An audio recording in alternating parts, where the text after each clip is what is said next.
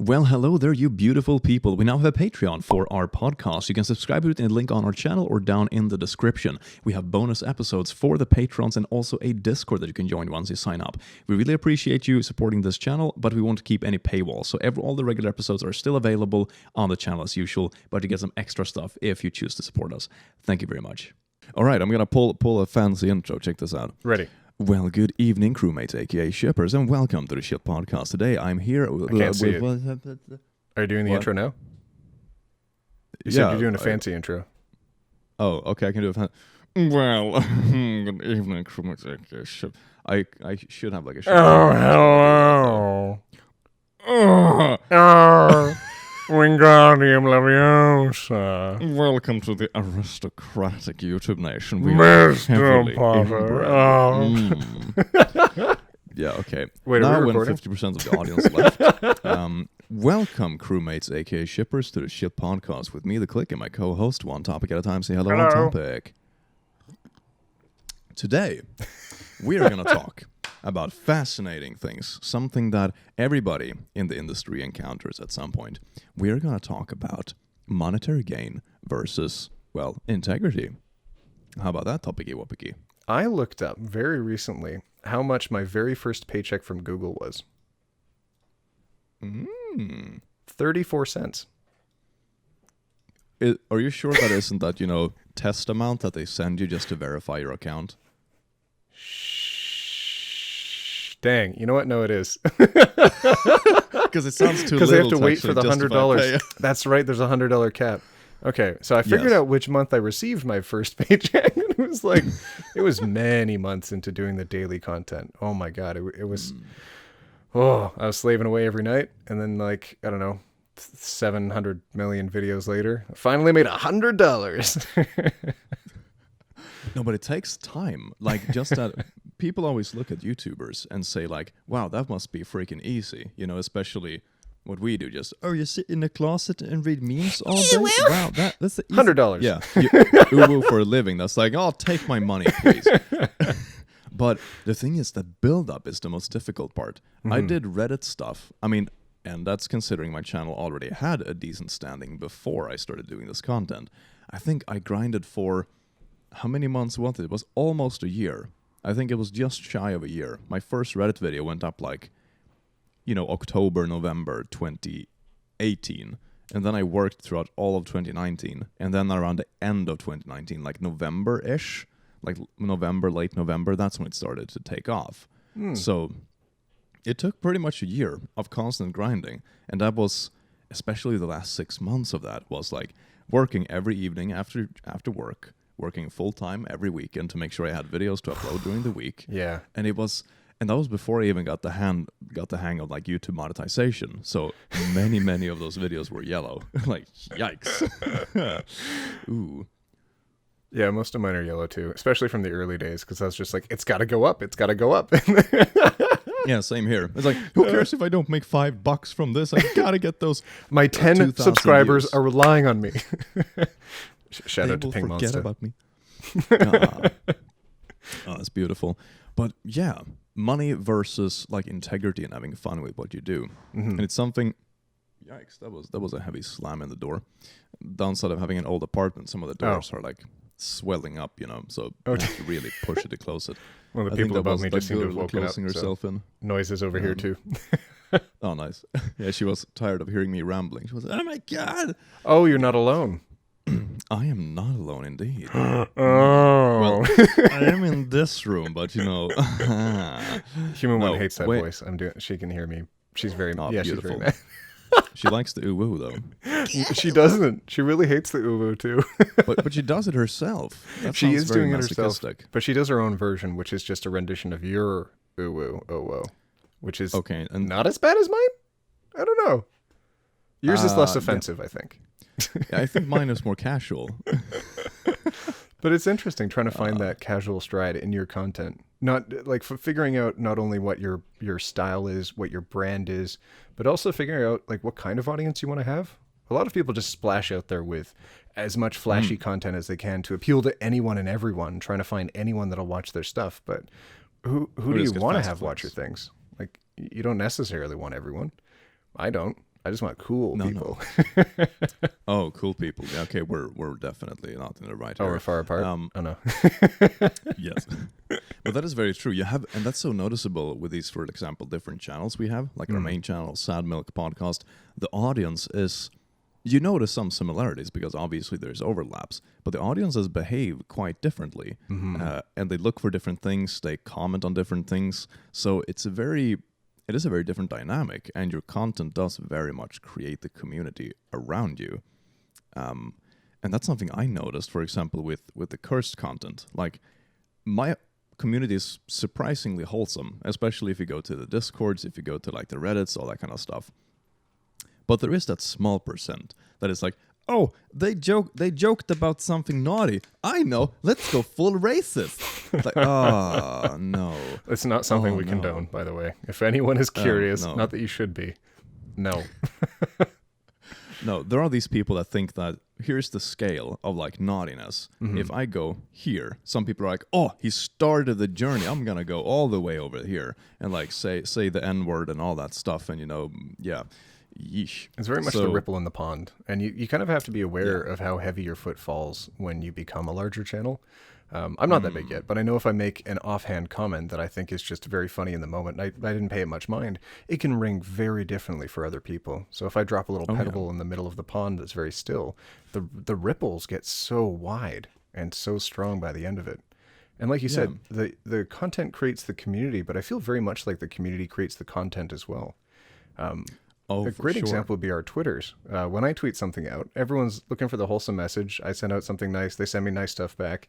When you reply, and your audience replies to your reply, I can see a lot of the different jokes coming in there. Yeah, but like it's beautiful. The cereal bowl one? Oh, yeah, the cereal. Do you do the milk or the cereal first? No, it's posted a picture of someone tearing open the package and just pouring milk directly into the carton. Yeah, so my audience would take that on and just say, oh, yeah, I do this first or this first because I find the benefits in this way. Like Blind Batty, for example, commented on there and said, oh, well, if you don't do this first, it's actually very problematic for blind people because they can't tell like what level the milk is first. I think they have to do milk first. But replying to yours, yours was a joke followed by just a slew of other jokes. I think you probably have more likes on that one now than I do. Oh, man. Yeah, that's what Twitter is all about. It's a shitpost fest. It's a great reflection of our communities. Yeah, to some extent, yes.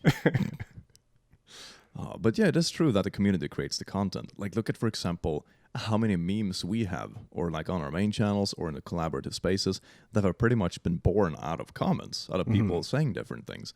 I think, for example, my whole Click family thing, that came out of, fan art, people making different comments. It's like, oh my god, Click is like, he's gone schizophrenic, he has a furry himself and a normal himself. And I was like,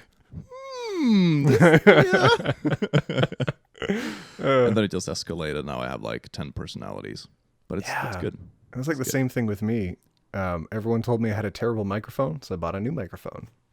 Thanks, audience. Keep insulting me. Oh my god, can you make better content? I do get that sometimes, and sometimes I'm like, you know what, constructive criticism, why not?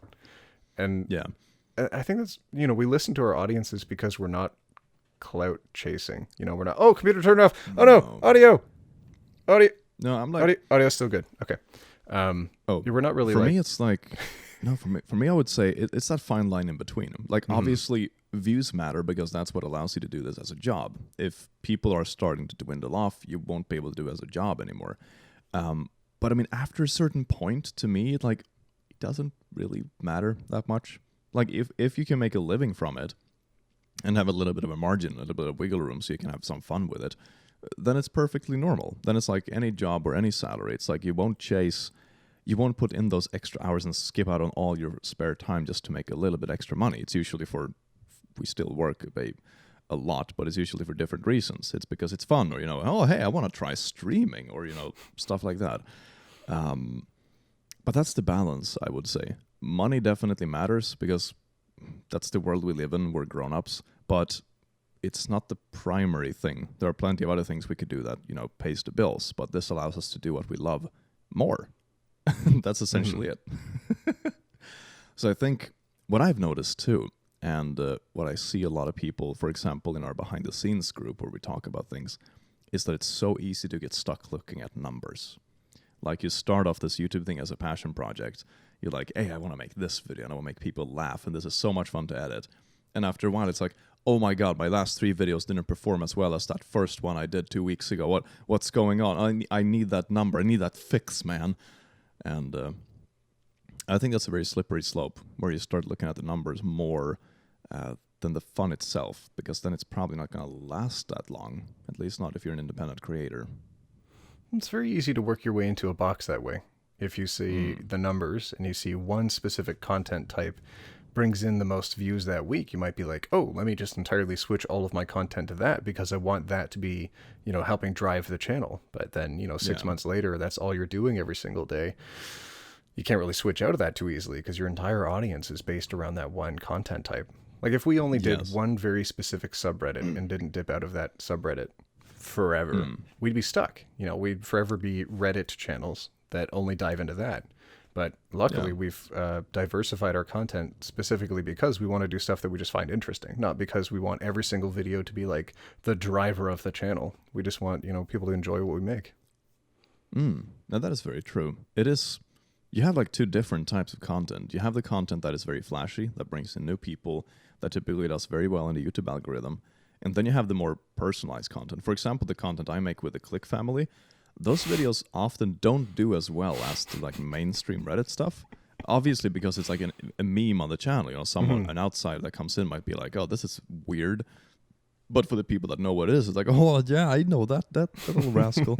So then it works very well. Those videos have extremely good response, like ratio compared to views. All that stuff is just, it's stellar. But the absolute views are much lower. So you have these different types of content. Like, for example, I would say Insane Parents and No, I Get the Boat are very like attractive to a broad audience. But they might not be as good as like Close Knitting, the core of the channel. So it's good for making it grow, but you won't really have any consistency with it because, people might not stay for you. They just happen to enjoy that specific time you covered this topic. But then you have these more personalized videos that like bring people closer to you as a brand. So you have to find that balance of like growth, but still make sure you have the core. And that's not the easiest thing ever. It's easy to get stuck looking at numbers, and then you realize you don't have a core. Or the whole other way around, and you stagnate, and everything dies. Yeah, figuring out your voice so that you can make content you're passionate about. Like you said, if we only did Insane Parents, is that the subreddit? Insane Parents? Yeah. Insane. No, okay. That's the one. Yeah, that's the one we cover. Right. We also have Entitled Parents, and then we. That's the one. Okay, I was mixing that up. Yeah, if we only did Insane Parents forever, then people might only be attracted to our presentation of that subject. And if we dive into another subject, they'll be like, "Well, no, I only come to you for this type of content. I'll peruse elsewhere now." And we don't really want that. No. As much as it might make money in the short term, like that doesn't seem like a way to have a sustainable connection with your audience. And I'm back. Hello? Did you know I was gone? No. All right, cool. And fix that in edit. How much did you hear about my wonderful rant? I was gone for 40 seconds. So I missed all of it. That's a long time. All right, so I think what I was saying before you disappeared, I was saying that if you upload a video that does well, you want to upload a second video of the same content, and then a third, and it's kind of a snowball effect, because those videos will funnel views to each other, and it does really well. The challenge is when the whole topic itself becomes outdated, or you milk it, or whatever might happen. And then you're still stuck in that hole where the audience that have stayed only want that content, but the content as a whole is starting to dwindle. So you have to find that balance where you can follow trends but don't lock yourself into them so tight that people won't watch any other of your stuff.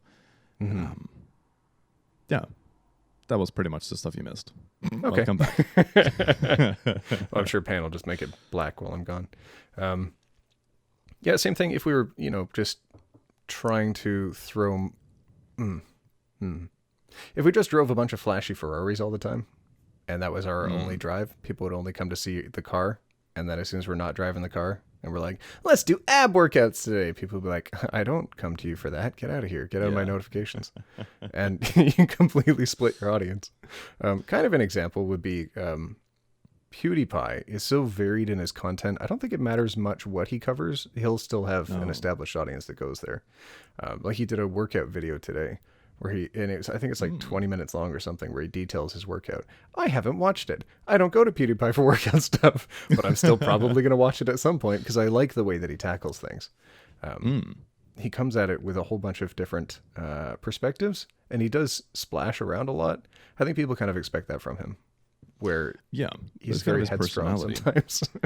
And he often plays into memes, which is so genius. Like, for example, the workout, that's started well. You know, the meme picture that was trending, like, oh, look at PewDiePie got jacked. Exactly. I think that's the meme he's playing. Yeah, that's the meme he's playing into. So, you know, he's always, and the same thing with, I guess he kind of started the Minecraft trend, their most recent, like, uproar. But that was also kind of a meme. It started out as like, hey, let's do gaming because I used to do this. And then it turned out to be super popular and people loved it. And he just did 30 episodes of it. Yeah, he was like, gaming week, what should we play? And he fiddled around with a couple different things. And then he was like, oh, I haven't played this in literally 10 years. Let's go in. Let's see what I missed. Yeah. And then episode 1 or 2, he found a dog and then just built a whole relationship with it. And that expanded to, like you said, like 30 episodes. And everyone really fed off of how passionate he was about that subject. And even though he's moved on, people are still going to stick around because it's very much a connection they've made with him rather than the content itself. I wonder how many times that dog died doing that series and he just replaced it behind the scenes. He's never admitted to it. Every other animal has died, though. Every other animal has died. And it was so many close calls. You know, it getting blown up by a creeper, had half a heart left, all that kind of stuff. It's blown up so many times. I can't imagine it survived every single creeper. No. It's like statistical anomaly. It's like if it's that close that many times, at some point it will cross the line. So I'm just like, how many times was it replayed? Or maybe not. Maybe it was just really lucky. But it's like, talking about replacing Minecraft dogs. Shit podcast digging into the difficult topics. Eat! And he throws me. God, I love those episodes. Oh, it's so good. It's so good. I played Minecraft before. Yeah, ish. So have you. I mean, you should totally get a Minecraft server for like your community or something. It's really I think there fun. is one.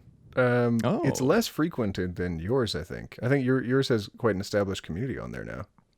Relatively. I mean, it's not a super big server, but I mean, if you log on during a decent time of the day, maybe there's like 10 dozen people online, something like that.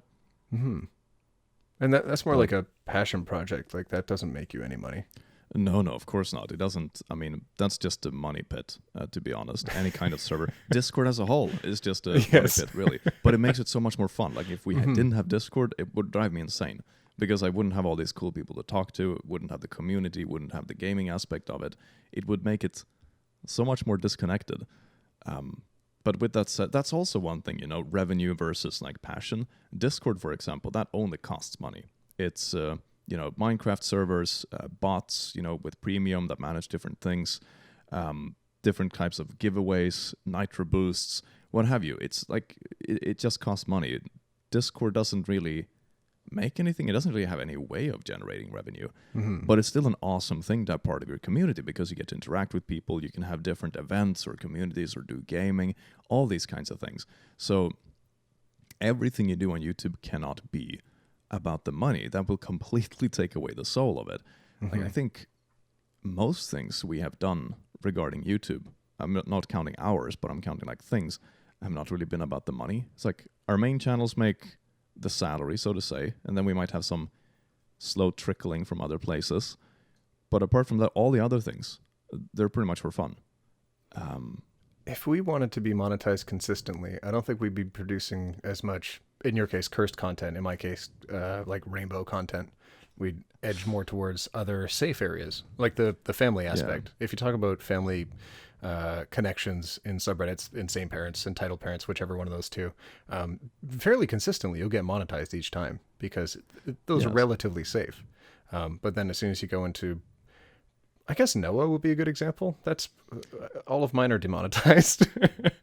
Yeah, mine are about, but I have gotten very good with censoring. I kind of walked a thin line for a long time where like my videos would get randomly tagged or not. Then I kind of figured out that YouTube really doesn't like explicit content, but they don't really have a problem with implicit content. So if you just replace all the naughty words with your own kind of stuff, like I, for example, when you do the adult activities, I just say, "Oh, we're doing the naughties," and that's perfectly fine. And Right, you know, the adult fun time. Oh, I see. yeah, exactly. There you go. It's the same thing. And if you do that, and if you censor out swear words, you can get away with pretty cursed content. The cursedness isn't the issue in the eyes of YouTube. It's like the explicit of it. Like, how many swear words do you have? How many times do you say pee-pee? All of those things, that's what matter. So I think even though I do a fair amount of cursed content, let's see, I think like something like all of my 20 last videos, more than that, out of my 30 last videos, only 2 are yellow. So before that, it was a lot more. Like now, I've really gotten the hang of it. So, and it's also because before I didn't really care about it too much, because it was like, oh, I won't make money off of this specific video. People still like it. You know, it's a good community thing, job. whatever.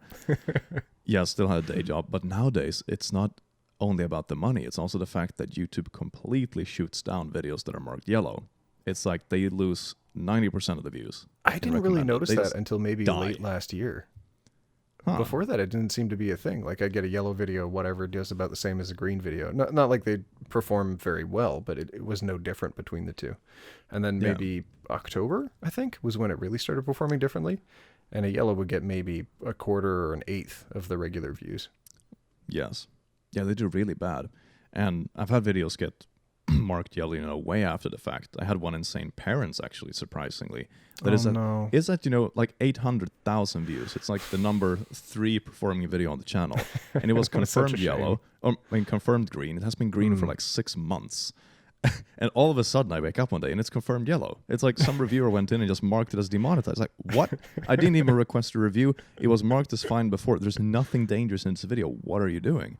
And the video went from, you know, pulling maybe, you know, 5,000 to 10,000 views a day still to pulling about 1,000 views a day. It just cut everything off. So even though, I mean, making a small extra buck from an old video, don't really care too much. But they don't make views. any money it's like after that long. Yeah, that one actually did, because it was getting views. But yeah, it's the views I care about, like the traffic. Do people watch this? I mean, if it makes like, you know, I don't know what is it, $3 a day, you know, 6 months after the fact, I don't care. But That's pretty good. Oh wow. Yeah, it's the views, and it was approaching 1 million views. That's like the milestone. That bummed me out the most. Honestly, it was like, oh come on, there's no reason why this should be punished. No, it does happen randomly sometimes. I guess, you know, for the external audience there who doesn't upload YouTube videos, the easiest way they could relate it to is like, oh, yellow means fewer in views, green means higher in views. But behind the scenes, there are other metrics at play. Like there's the, when you go into the tab when you're reviewing your video analytics, there's the engagement tab. And that one shows how many people YouTube has actually put the video in front of so that they're able to watch it. So if it puts it on, like when you open the app on your phone for the first time, the first couple sets of videos are the ones YouTube thinks you're going to watch most likely because they have very good click-through ratios. Other audiences have engaged with them before. So with your videos, even though they're a bit older, if you get consistently people are clicking on them when they see them in recommended, then they're like, great, we're going to put them towards other people. Great, click through. But they'll stop doing that if YouTube thinks they won't make any money off of it. And so if it's yellow, it's like, no more recommended. No one sees it ever. And I mean, and only if they go to your channel and look for it can they find it. But I mean, it makes sense out of a business perspective as well. The thing I don't like about it is the lack of transparency. Like we have to figure it out ourselves. But from a business perspective, it makes yes, exactly. But from a business perspective, it makes perfect sense. Like imagine you ran a small independent news website, for example, and some articles you were allowed to place ads on, like in the sidebar and stuff, and some articles you like, I don't know, used a copyrighted picture or you you talked about something or quoted, you know, a part of a book, so it's not your work, so you're not legally allowed to make money from it. I think most people would not put the demonetized content on like the front page. That would be like the stuff that generates money, because otherwise the website will go down. If people only read the stuff that doesn't bring revenue, I mean, how much, no matter how much soul you want to put into it, if you're going to make something a business, it has to generate revenue. Otherwise, it will go away. That's the harsh reality. You can still do stuff as a hobby. You can still be passionate about your job. I think in an optimal world, you should be. That's the reason we took the leap and did this very risky business. But that's still the core, essentially. And that's something that you have to be very honest with yourself about. You have to find that balance where you're passionate about something. For example, if you choose to hop on the YouTube train, that you can push that creativity, but it still needs to be profitable. So it's a very fine line to balance between the two. Only looking at numbers will definitely kill it long term.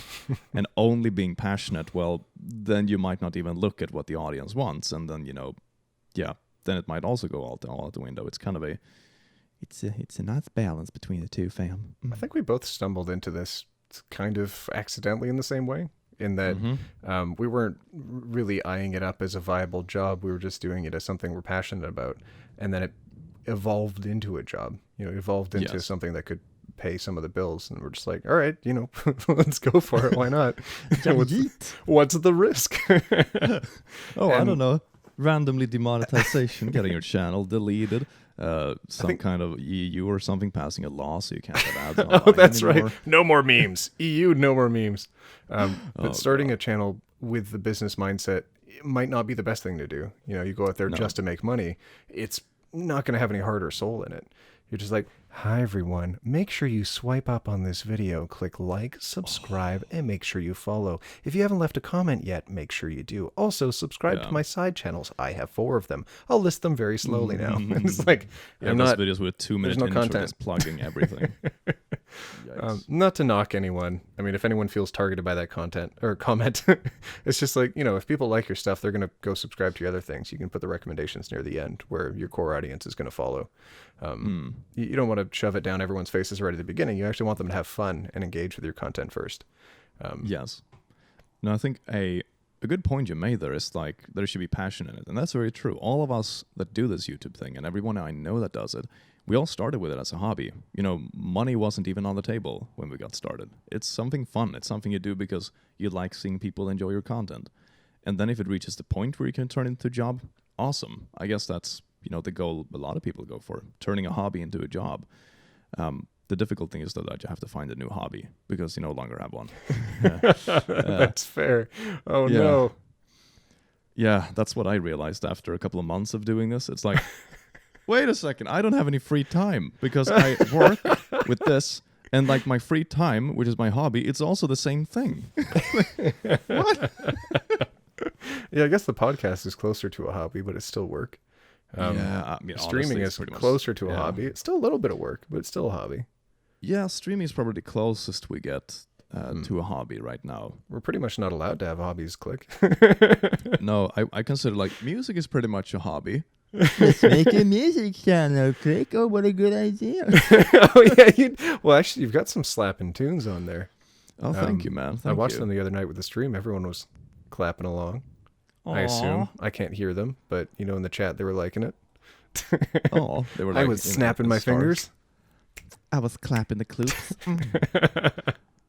It's good to stay engaged with content that's going to, keep your brain active. If it's outside of YouTube, riding a bike, working out, anything to keep you entertained in your day, outside of your job is super important. When you have a day job, You're like, okay, I'm here to work. As soon as you leave, you're like, fun time, video games, hang out with friends, everything's great. And now it's just like, okay, I'm working all day. Now what? Where's my disconnect? I don't have that anymore. Yeah. And that was the most challenging thing with YouTube because you're not, and I think it's, the time zones take their toll as well. Because I know for me, for example, it's like during the day I do my own stuff.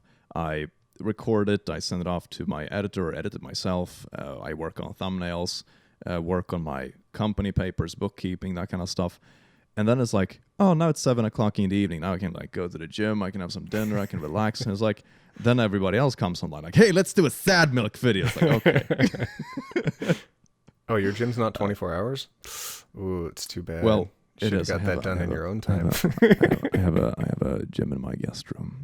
So that is nice. Yes.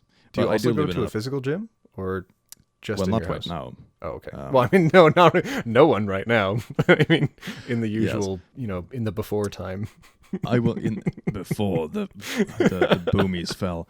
I was planning to. I had this super awesome idea. Like when I got rid of my day job, I'm gonna have like the schedule. Like every other day, I go to the gym at like 8 in the morning and work out for an hour and then go back. Because I have a gym relatively close that's within like biking distance. So that would have been perfect. Like awesome routine. Get up in the morning, kickstart the day. It's like, oh, now it's closed. Oh, nuts. Shoot. So you would think that when you're home all day, it's easier to just go into that room and work out. But when you don't have that routine in your day, it becomes much less. Yeah. Oh, the only way I've been able to stay consistent with it is that I've got Human One here who's getting better at working out. And so we're just doing home workouts together every day where we're doing, all right, push-ups, chin-ups, let's do some boxing, let's do some kicking, and then we're tired and we go to bed.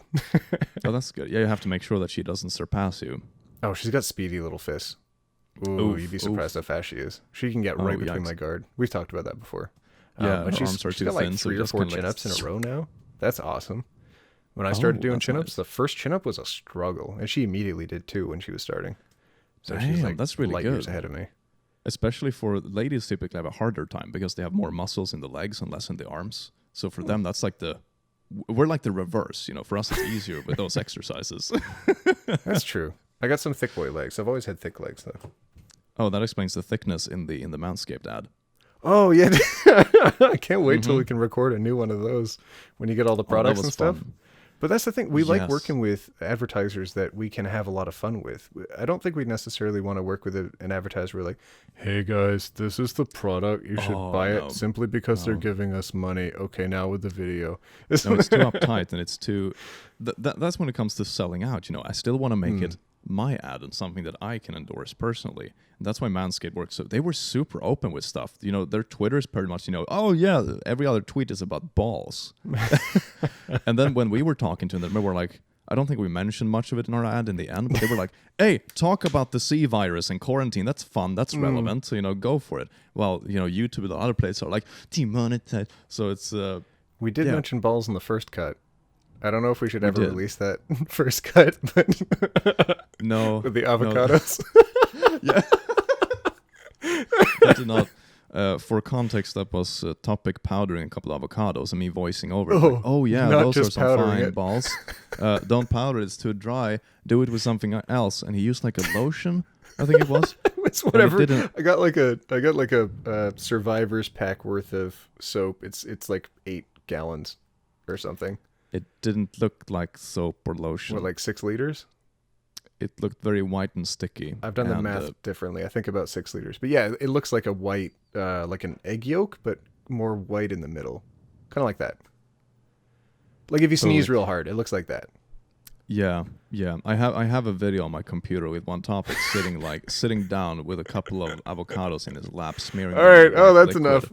So anyways, we sent that off to Manscaped, and they were like, oh, yeah, we want to work with these guys. Yeah, this is awesome. And we're like, oh, really? Okay. They're like, yeah, the only tweaks we'd make is like, can you do it with stuff in your hands where you have our Exactly. stuff instead of just goopy soap? Yeah. Can you send product? Can we send you products instead and place it here? Otherwise, it's perfect. It's like, I don't think even with the final ad, they didn't have any comments. No, we they're were just like, we like, go sent them for the it. draft and they were like, awesome. When can this go up? It's like, oh, okay. Nice. Yeah, super happy to work with them. Yeah, that was fun. I think another company I'd like to work with is, well, gosh, I mean, I don't know if we should name companies, but I mean, there's different underwear companies I'd love to work with for obvious booty shaking reasons. Because I think we've got, between us, we've got the talent, I think. The booties, you mean? Yep. Yep. And then definitely Got some that. razor companies, because Human One has been bugging me to shave. I'm like, as soon as I have a razor sponsorship, then I'll do it. I'll get rid of the quarantine beard. Oh, that's good. Saving it for the sponsor. If, But yeah, if anyone's I think- listening. Yes. No, I've become super picky with sponsors. It's or become I was from the start. Well, you've because been really for some careful. reason- yes, some of them are just straight out scams. Some of them are like, "Hey, tell your audience to go to this unsecured website and type in their info." It's like, Yeah. what? No, I think we'll pay I think you. you sent us Oh. some email or screenshots of the emails that you've been receiving from like some very sketchy ones. Yes. And some of us in the background as well. I know other milkmen have been forwarding around screenshots being like, does this look like a legit company?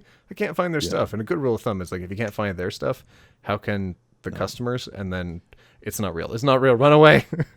Don't I put found- your credit card in. I have found a very few good rules that are like all the scammers follow. Number one, they make a really long text that doesn't mean anything. It's like, hello, fellow influencer. We are psyched to welcome you into this next paradigm of online marketing. Our product will change the digital life of so many American homes. Do you want to be part of this transformational journey today? Sign up here. But it doesn't actually say anything about what they actually do. Or they start with like, hello, oh my goodness, we love your stuff so much. Because of that, we'd like to partner with you. Exactly. I'm It's sure like, with a new creator. Oh that's my very God, exciting. dear super handsome man / woman. Welcome. Okay. Just both in there. It reminds me of a job reference that I got. I asked for a previous employer to write up a job reference for me. And throughout the whole letter, it was saying she, because the employer didn't proofread it, and they just copied it out from whichever person they'd referred beforehand. Oh no. So it's like, James would be great for the job. She. James would be great. She. I'm like, hang on. This is a Something bit doesn't odd. align here. Oh my God. Oh Oh well.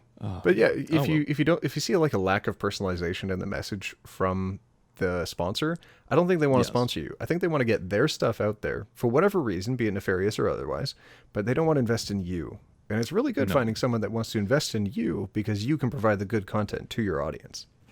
Exactly. And a couple of more things that are typically like patterns for, well, scammy things or low quality sponsors.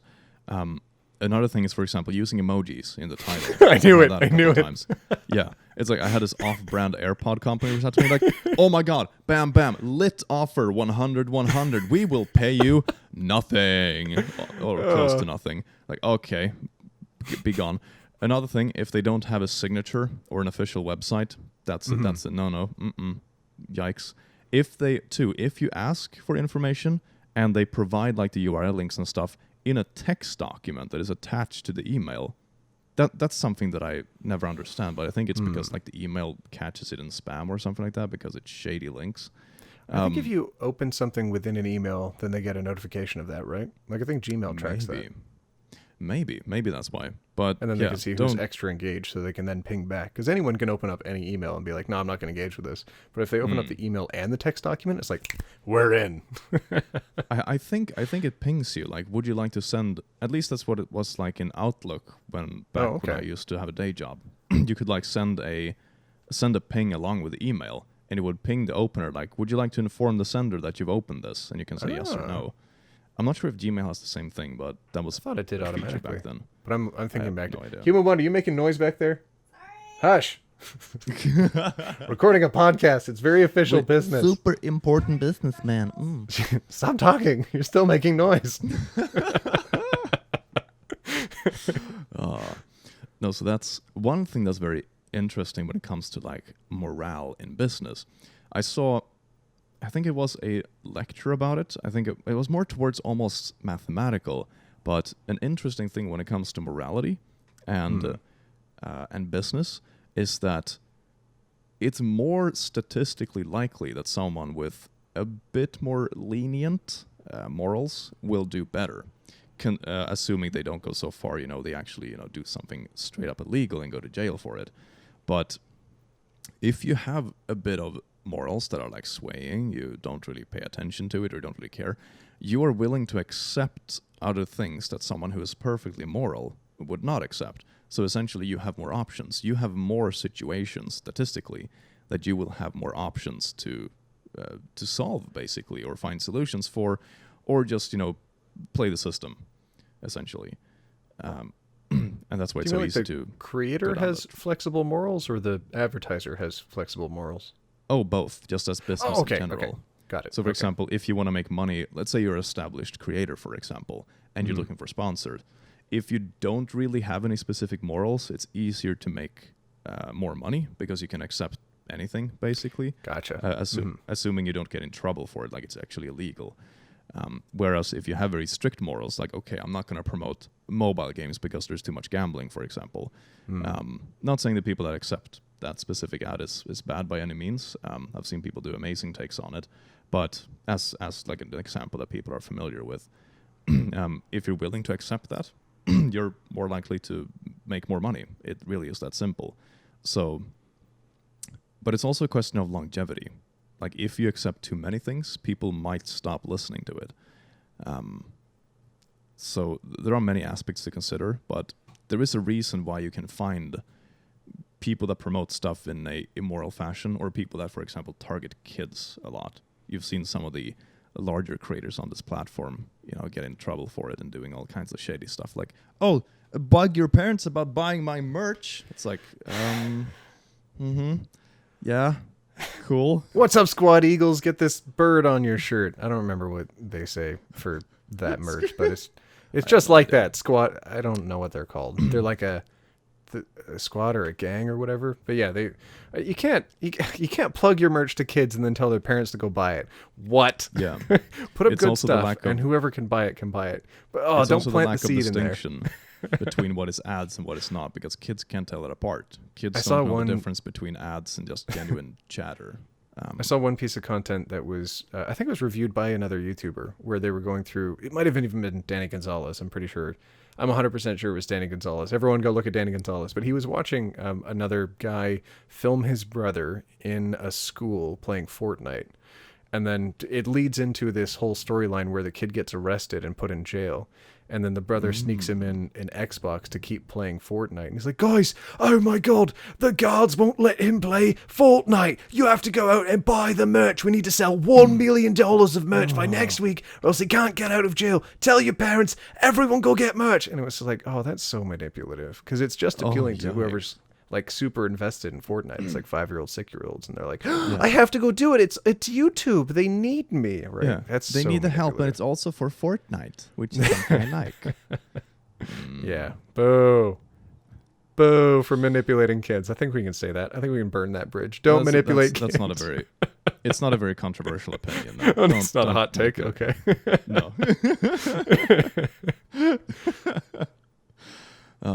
But yeah, you see a lot of that stuff on YouTube, and I mean there's a good reason for it. I think Pyrocynical said it a very good way. He said that we often joke on YouTube about, oh, look at that person with their children as their audience, that kind of stuff.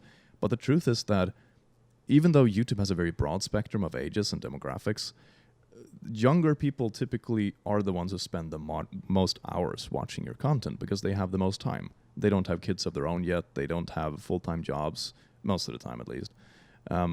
They don't have, loans to pay off. They don't have their own families to take care of, or all this stuff. So it makes sense. When I was 16 years old or 15 years old, I had way more time to, play video games or watch videos on the internet or play, stuff like that. I still do it nowadays, partially because of my job, but not as much in my free time. Time goes away more when you get older. It's also in a good sense. You gain more freedom. You have more options, but it's very much a reality on YouTube. Like, the younger audience is the most active one. It really is that simple. That's a fair point. I mean, when we started watching YouTube, we were kids. And what are we doing? We're sharing the videos around with as many kids as we can, because we're like, hey, I saw this cool thing on the internet. Go look at this thing. I saw this cool thing on YouTube. Go look at this thing. But if we tell our parents, they're like, we'll watch it later after we're done the dishes or something. I'm too tired. Maybe show me tomorrow. Exactly. Their time has already evaporated. It's kids that built the platform and people who like cats. Statistically, those are the two groups that 100% guaranteed probably invented YouTube. Pretty or much, at least the way it is cats, kids, and then later on just memes. Memes, yeah. Got very fiery for memes after a while. Yes. And then, eventually gameplay and stuff. But there's been a lot of tribulations over YouTube's history. But the one consistent thing is that kids' content has always been safe. Until like middle of last year. And then it was like, ooh, maybe not. It was taken too far. It's fine to appeal to a young audience if that's what you want to, vibe with. If it's like toys or, video games for kids or whatever it might be. But a lot of the stuff turns out to be very predatory. It's like, it's mobile games on YouTube, essentially. It's like, hey, you should buy this because ping, ping, ping, ping. It's, come on. Yeah. No. Well, kids do have some of the most disposable income as well. I mean, if they have Yeah. an allowance, that's all fun money. Usually, if they Of have course. a part-time job, they don't have to pay rent necessarily, or at least not all of it. They don't have to pay a mortgage, cell phone bill, typically, internet bill, typically. It's all the extra stuff. They might have general Yeah. contributions towards the household, but more often than not, they'll feel fine about dropping $300 on something and not think about it. Whereas when Yeah, we of look course. at that, we're like, that'd be nice as groceries, wouldn't it? Oh, I don't know. Groceries, or I really need a new webcam for streaming, or yeah. anything. But they'd no, be it's- like, I- oh, Fortnite. I need all the skins.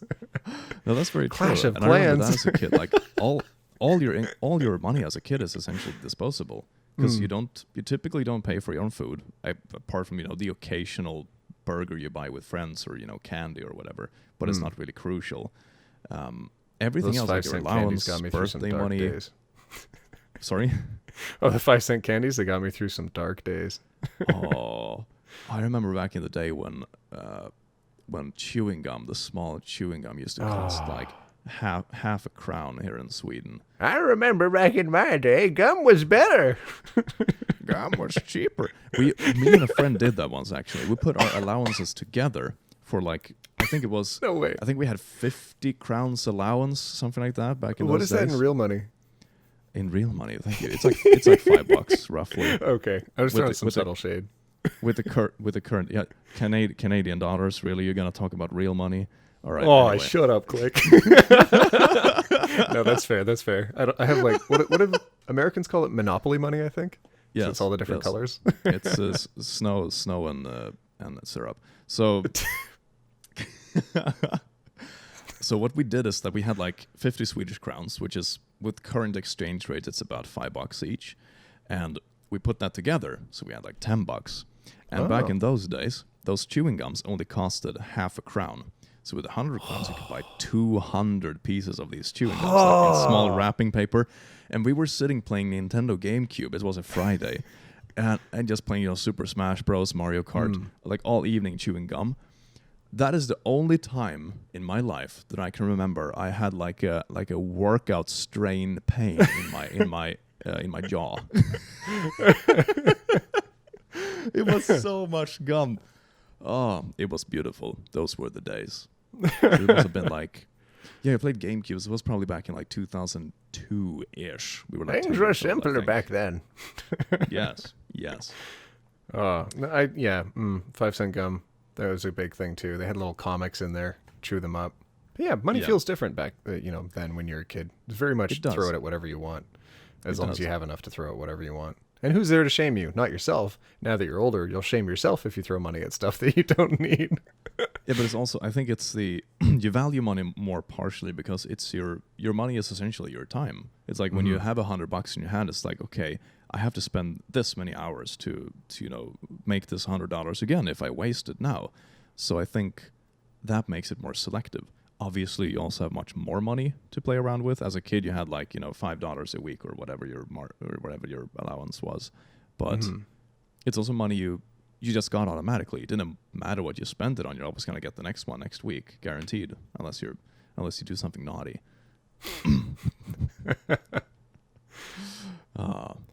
It's fair. Indeed. I didn't have an allowance. I'm just gonna throw that out there. But anyways, I can empathize with those who did. That's probably why I spent so many nickels on things. It's like, oh, I can find nickels and I can go spend them on gum. But I mean, like if we drop merch, for example, you've had a great example on your channel. You wanted to make something that was very custom to your brand, your feel. It wasn't something to just sell a thing. It was something that you connected with, and you actually physically designed it, right? The Uwu cup? Yeah. Yeah, the woke up. Yeah. That's so I had cool. like an ish font I had in mind, but to make it more unique. Oh, give me a sec. Gonna okay. restart the camera. There we go. So what I actually did is that I drew out with the proper font on the screen, and then I used the touch screen. I actually drew out the Uwu myself. So all of it is like hand drawn, if you can call it that. And I think the cracking thing is it's a design I bought basically. It was like a website for PNGs and stuff. And it was like, oh, buy the commercial license for, I don't know, $20-$30, whatever it was. So that was fun because that's the kind of item it's awesome for people that watch the channel because it's like, well, it's an internal joke, it's a meme. But it's also something that is very independent. Like someone who doesn't watch the channel can still get the joke or think it's an interesting design. I'm not saying it's the most amazing design ever, but it's like it's simple, it works, and yeah, it's. You're not trying to game the system there. You're not going to be like, okay, I need to sell 100 units this month, followed by 200 units the next month. You're just like, oh, here's a fun thing. I spent a lot of time on it. I hope you like it. Yeah, it's more like, but yeah, that's what I want merch to be. It should be like a fun little side hustle, at least for compared to what I do. It's Hustle. like, yeah, exactly. But it's a small side thing. It's like, hey, we have this, or for example, the plushie I'm working on right now. I should actually get the prototype printed very soon, like within like today, hopefully. So that would be fun. I'm looking forward to seeing how that turns out. The downside with the plushie is that it's not print on demand, so you need 500 people to sign up for it to actually print. Okay. Well, that's still pretty cool. You'd be like, oh, we're so close to hitting our goal. yeah. I hope I can turn it into a hype train. But the we're also looking at, potentially whether or not in the future we'd want to do ship podcast merch. I mean, when we're getting together, there's so many memes that come out of it. There's so many things that our community that would connect with directly. And even if it wouldn't make a lot of money, it's still something that we want to do because we're investing in a community. Similar to like how we'd spend a ton of time on a Minecraft server or on Discord. We're not doing that to make money. We're doing that to create like a better space for the community. That's and, fun. It's trying to balance that I need to make money versus I just want to hang out and have fun with everyone. Yes. How'd you phrase it earlier? Like money versus virtue or something? Money versus integrity or money versus passion. It's, honestly, one thing I've had like, when I have a slow evening, for example, when I'm like stuck with a video or I'm so demotivated, I've just gone on the Minecraft server to play or, go on the Discord, hang out with people. And it's awesome because it kind of reminds you like, hey, this is what it's all for, fam. It's like, oh, that's not too bad. And it also takes you a step back. You realize that people are here. It's a good community. Doesn't matter if today's video did good or not. That's not what's going to determine the longevity. That's not what should make it fun. My God, I still hate that freaking out of 10 system that YouTube has. I wish I could remove it on all my things. I despise it. As an example for what Click's talking about with out of 10, when Human One and I made a fan art video, it's 30 minutes long or something, reviewing all the fan art from the community. I wanted to make something that the community could enjoy.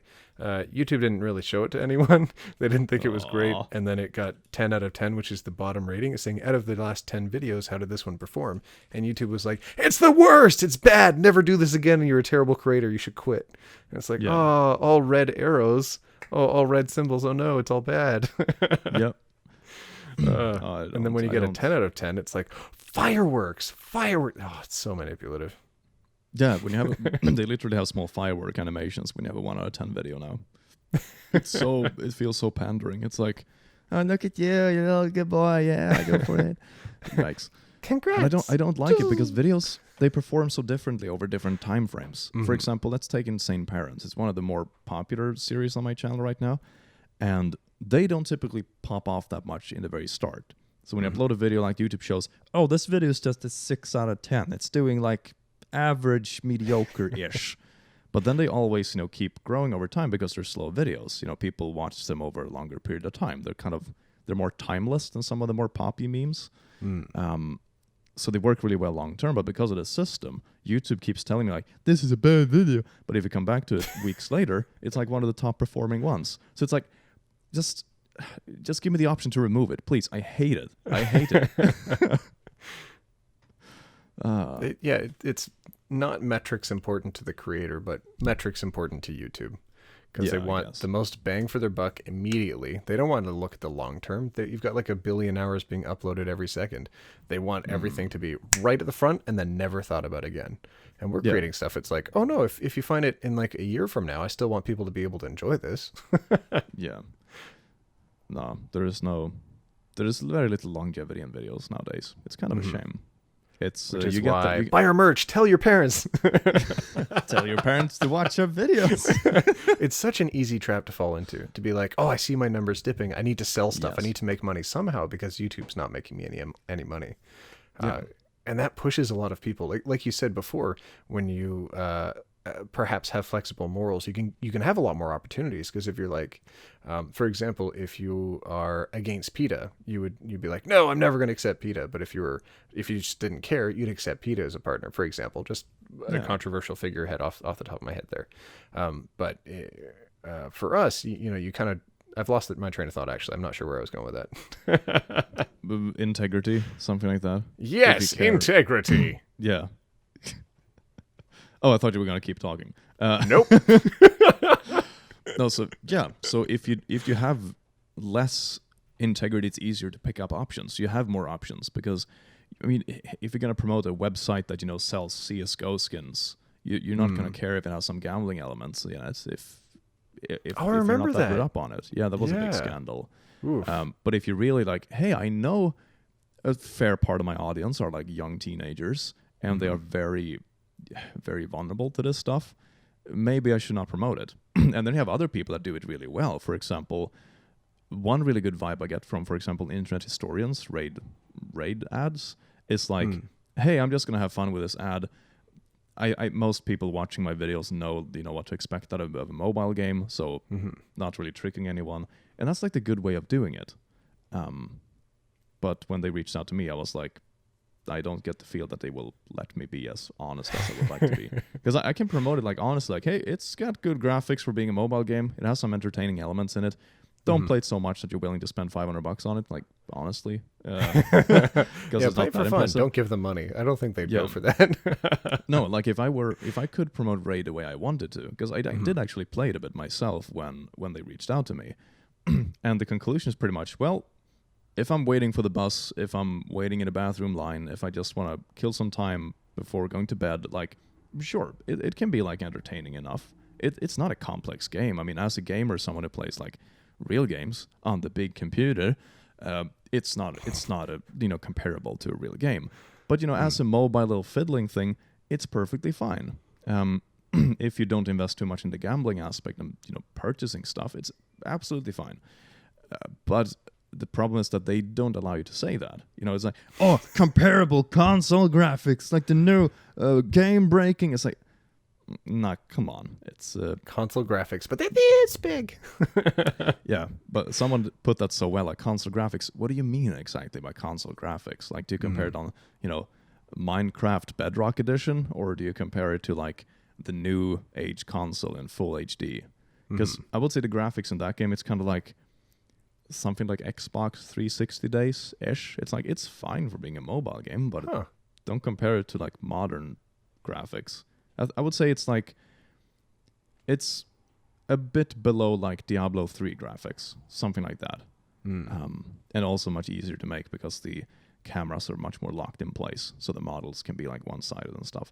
But anyway, digging into that rabbit hole. Speaking of which, buy our merch, ship podcast merch. I don't know when we're gonna have it. I mean, eventually it'll be a thing. At some point. Don't tell your parents. just steal their credit card. Don't tell. No, we can't say that.